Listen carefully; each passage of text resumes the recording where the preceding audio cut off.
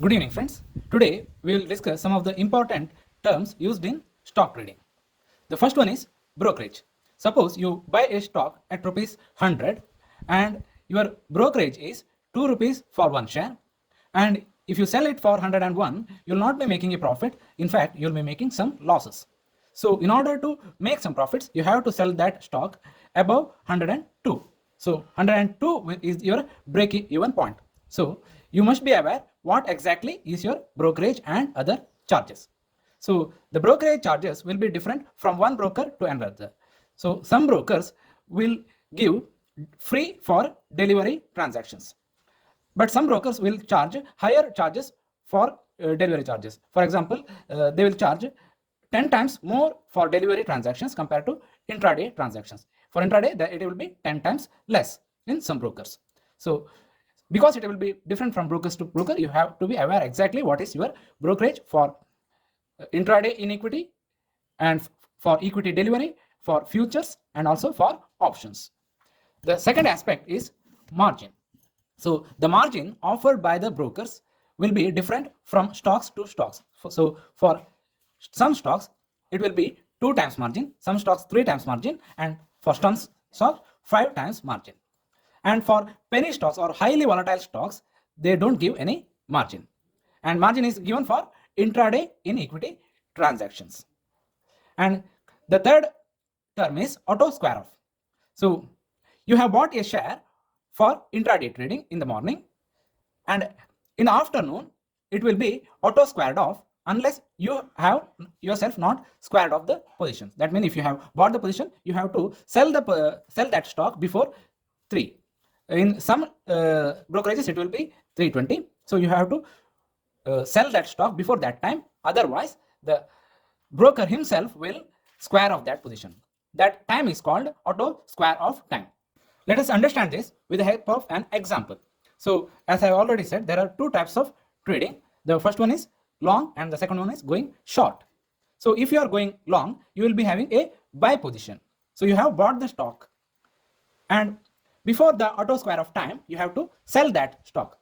That if you have a long position, selling will be the square off, and if you have a short position, buying will be the square off.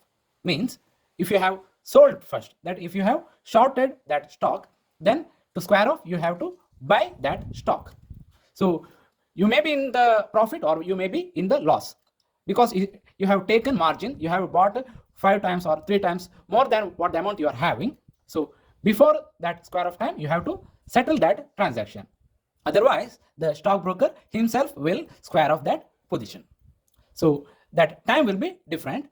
In some brokers it will be 3, in some brokers it will be 3:10, and in some brokers it will be 3:20 p.m. And coming to the next aspect, the auto square of timing may be changed, may be preponed in some important events. For example, if it is a day of budget, the market will be highly volatile, and so as to prevent the traders or clients, the brokers might prepone the auto square of time. For example, they might square off the position at 2 p.m. itself. So it is that kind of a crucial day. You must be aware that the time has been changed.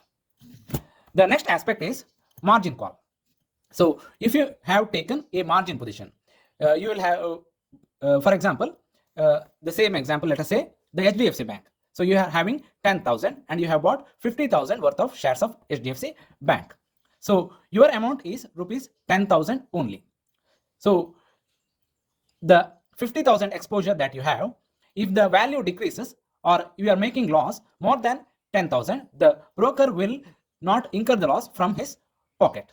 So if the loss becomes higher than rupees 10,000, you have to add money to your trading account.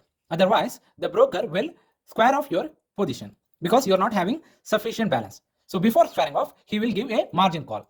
He will call you and inform that you have to add funds to your account, or he will send a message or Gmail to you saying that you have to add money to your trading account. Otherwise, he will square off the position. And the next aspect is position conversion. So you have taken an intraday position, but in that position you are running under losses.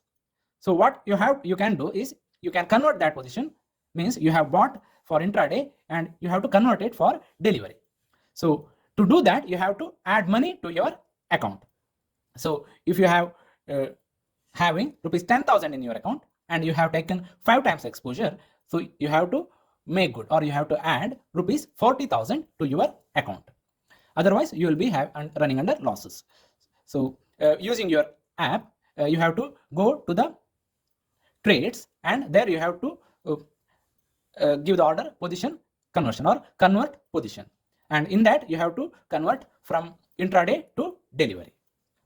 Then you will be able to hold that position as long as you want, for 1 week, 1 month, or 1 year, or for many years even. The third aspect is risk. Means when you are trading with margin, there is risk because you have to square off that position on that day itself, whether you are having profits or you are incurring losses. That is why intraday trading is considered as risky.